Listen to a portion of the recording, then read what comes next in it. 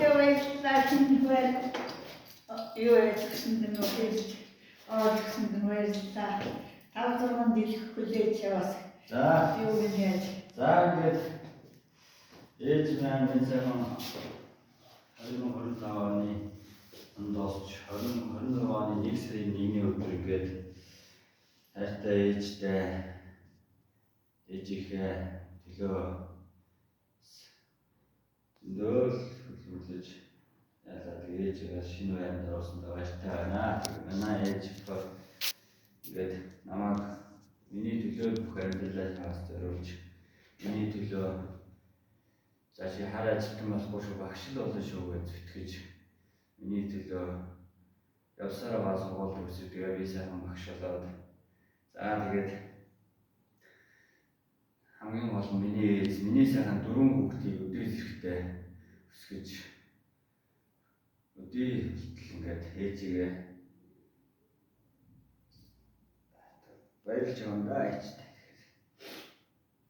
Яа сайхан байна тэгээд ээжигээ төрийн сайхан алтан гас юм байлаа 4 хүүхдийг өсгсөн ачийг нь ээжийнхээ ачийг тэр бол юугаар сүлгүй сайхан ач тастаа тэгээд энэ сайхан байранда эрүүл мэндийн дутагдаа наслаараа миний.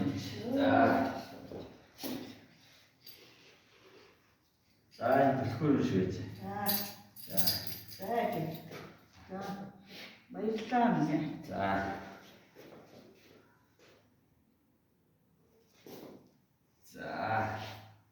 Хүүхдээсээ хоёрчдаг миний хүүч ачтай хүүхдөө. за ингээ баярлалаа сайхан байлаа ээж. Минь Гоё байранд орох гэсэн хүүхдээ баярлалаа. Сайхан байр. тэгээд одоо ээж ингээ сайхан тогтчод байна. За тэгээд сайхан байна уу? Энэ мөчийг бас эсийн ядаг үлээлээ. Тавцмаа дэл хүлээж гэж яасан.